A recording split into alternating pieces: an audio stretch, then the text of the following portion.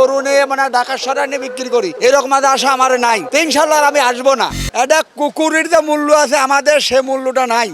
আর কয়েকদিন পরে আসলে কোরবানির ঈদ, সেই ঈদকে কেন্দ্র করে কিন্তু জমে উঠেছে রাজধানীর যে পশুর হাটগুলো রয়েছে সেগুলো কিন্তু জমে উঠেছে। আমি এখন রয়েছি রাজধানীর তেজগাঁও যে পশু হাটটি রয়েছে সেখানে রয়েছি।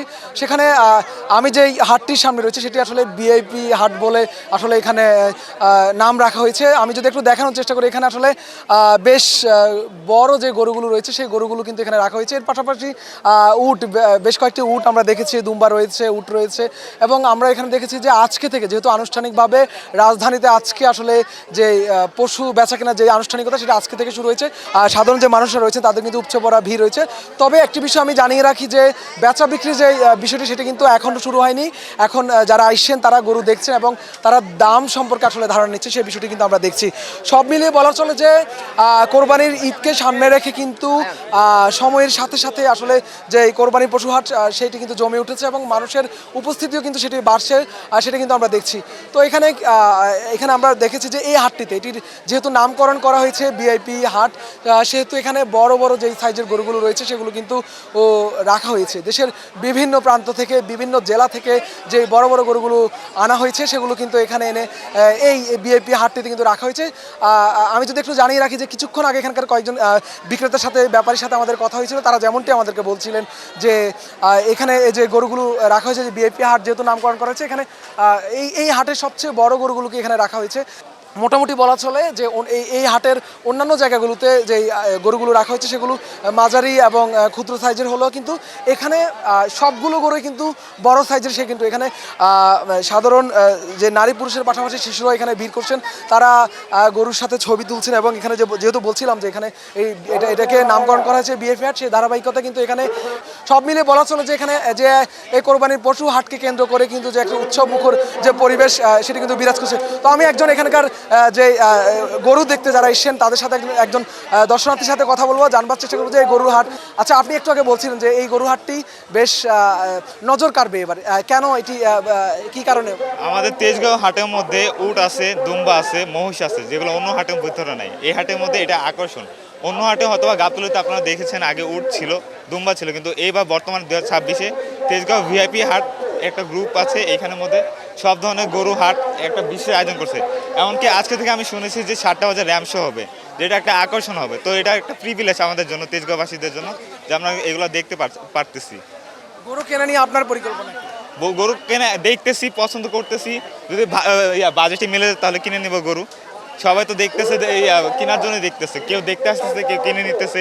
এভাবে তো দরদাম হয়ে গেলে গরু কিনে ফেলবে মানুষ। একটা বিষয় বলছিলেন যে এই যে এই উট বা দুম্বা বড় সাইজের গরুগুলো এখানে আসার কারণে এই বাজারে গরুর একটু দাম বেশি থাকবে, সেটা বলছি। এটা স্বাভাবিক। যদি এমনও হতে পারে যে বাজার চড়া যেতেও পারে, এটা তো সব কিছু ডিপেন্ড করে বাজারের উপরে। যেমন যদি আমদানি বেশি হয় তাহলে বাজার দেখা যাবে যে নর্মাল চলে যাচ্ছে, আর যদি বাজার দেখা যাবে গরু কম আসে তাহলে দেখা যাবে যে দাম বেড়ে যাচ্ছে। যেহেতু অলরেডি এটা একটা ইন্ডাস্ট্রিয়াল এরিয়া, এটা ডিপেন্ড করে। গরু বেশি আসলে বাজার নর্মাল যাবে, গরু কম আসলে বাজারে চড়া হতেই পারে। এটা আমরা প্রত্যেক বছর এই জিনিসটা দেখি। দর্শক, যে বিষয়টি বলছিলেন, এখানকার যারা ক্রেতারা রয়েছেন, যারা ব্যাপারীরা রয়েছেন, তারা যেমনটি বলছিলেন যে তারা এখনো পর্যন্ত ক্রেতা সমাগম সেভাবে বাড়েনি, সেই বিষয়টি কিন্তু তারা বলছেন। এবং এখানে দেশের বিভিন্ন প্রান্ত থেকে গরু নিয়ে ব্যাপারীরা এসেছেন এবং এর পাশাপাশি আমরা দেখেছি যে অনেক খামারিরা এসেছেন। এর পাশাপাশি এখানে তরুণ যারা উদ্যোক্তারা রয়েছেন তারাও কিন্তু, যারা গরুর ফার্ম নিয়ে কাজ করছেন, তারাও কিন্তু এখানে গরু নিয়ে এসেছেন, সেই বিষয়টি কিন্তু আমরা দেখেছি।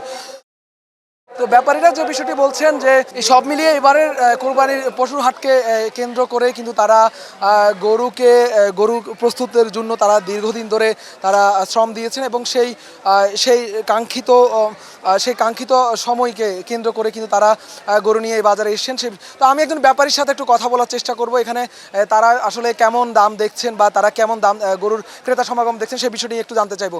তো এই যে দেখছিলাম যে আপনি অনেকক্ষণ ধরে গরুর পরিচর্যা করছেন এবং কয়টি গরু নিয়ে এসেছেন, কেমন ক্রেতা সমাগম দেখছেন? আমি গরু আনতে 3টে। গরুর দাম ধরেন আমি ইচ্ছা করছি যে 400 টাকা গরু বিক্রি করবো।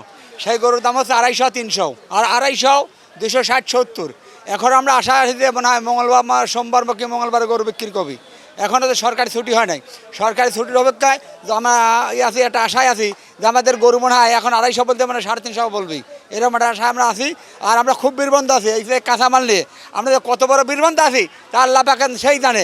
আসলে যাই না যে আমরা গরু নিয়ে মানে ঢাকা শহরে নিয়ে বিক্রি করি, এরকম একটা আশা আমার নাই। তো ইনশাল্লাহ আর আমি আসবো না। কেমন আসবো না? আমরা যে কাঁচামাল এই গরু এই যে আমরা জায়গায় রাখি, এখানে আমরা মানুষদের জায়গাতে আমরা পশু সেই জায়গায় থই। আসলে এই জায়গায় আমরা বীরবন্ত পড়ে গেছি কি যে একটা কুকুরের যে মূল্য আছে আমাদের সে মূল্য নাই। একটা কুকুরের যে মূল্য আছে আমাদের সে মূল্যটা নাই। কি কামে একটা গরু না হলে 10 জায়গায় টান দিছি, এই একটা গরুর দাম 3 লাখ, আমার 4 লাখ টাকা দাম। ধরেন আমরা একটা সুইছি কাজের ভিতরে আর একটা সুইছি আর এক জায়গায়, এখানে আমরা বীরবন্ত পড়ে গেছি এই গরুটা নিয়ে। এই গরু নিয়ে এই জায়গায় ওই জায়গায় ওই জায়গায় ওই জায়গায়, মানে আমরা কুকুরের থেকেও খারাপ হয়েছি। আসলে ভুল আমাদের। আমরা এই ঢাকা কি কামে আসি? আমরা এই ঢাকা কেন আসি? আমরা এই যে ক্ষোভের কারণটা বলছেন যে সঠিক যে যে বাজার নিয়ে যে পরিকল্পনা সেটার অভাব, এবং এখানকার যে যারা আসলে আমরা কিছুই বলতে পারতেছি না। মানে কি হবে না হবে আল্লাহ পাক মালিক একজন সেই জানে। গরু যদি বিক্রি করতে না পারেন তখন সেখান থেকে বড় এখন বলছি যে আমাদের গরু, আমাদের পাবনা তাই করলে পশুপাড়া হাট আছে, বিশাল গরু হাট। এই গরুর দাম বলছিল 3 লাখ, আমরা আইসি ঢাকা শহরে মনে আমরা 10 লাখ পাবো। এই আশায় আমরা আইসি মনে আমরা 10 লাখ পাবো। এই যে আশা আইসি বললেন, এই আশায় বর্তমান আমাদের খুব পরিস্থিতি খারাপ। স্বয়ং আল্লাহ পাক বা আদম জাতি স্বয়ং আল্লাহ পাক পেট ভরে পারে নাই, আর জনগণ কি জনগণের পেট ভরে পারবি? তার এখন নসিবি আল্লাহ পাক যেটুকু আছে সেইটুকু। প্রত্যাশাটা কি? আপনি গরুর আপনার যে আমার আবেগটাই ফুরিচ্ছে না, আমার যে আবেগটা সেই আবেগটাই ফুরিচ্ছে না, এটা বলতে পারিনি। এটার সমাগম কেমন এবং দাম কেমন বলছে? এখন বলছে ধরেন আমার 250, 260 টাকা, মানে 200 এরকম বলেছে। এখন বলবি আশায় আছে যে গরুর দাম বলতে পারে। এখন সরকারি ছুটি হয় নাই, মানে এখনো আসলে কেনা বেচা কেনাটা তেমন- বেচা কেনা হয় নাই এখনো।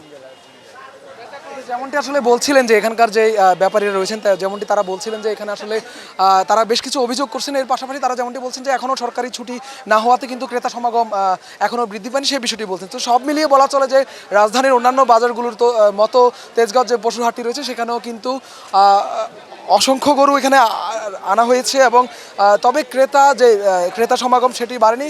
যারা এসছেন তারা গরু দেখছেন, দাম কেমন সেটা পর্যালোচনা করছেন। এখনও কিন্তু সেভাবে বেচা বিক্রি সেটি শুরু হয়নি, সেটি কিন্তু আমরা দেখছি। তো কিছু কিছু ক্রেতা যেমনটি বলছিলেন যে তারা বলছেন যে তারা যদি তাদের দামে যদি হয়ে যায় বা দামে তাদের সাথে মিলে যায় তো সেক্ষেত্রে তারা কিন্তু গরু কিনে নেবেন, সেই বিষয়টি কিন্তু তারা বলছেন। তো সব মিলিয়ে এই তেজগাঁওর যে বিআইপি যে হাটটি রয়েছে সেই হাটটি থেকে এই ছিল আমার কাছে সবশেষ। পরবর্তীতে আরও নতুন কোনো তথ্য থাকলে আপনাদেরকে জানানোর চেষ্টা করব। ফিনিশ ফিনিশ আপনার ঘরবাড়ি ও আঙ্গিনার সকল কীটপতঙ্গ ধ্বংস করে।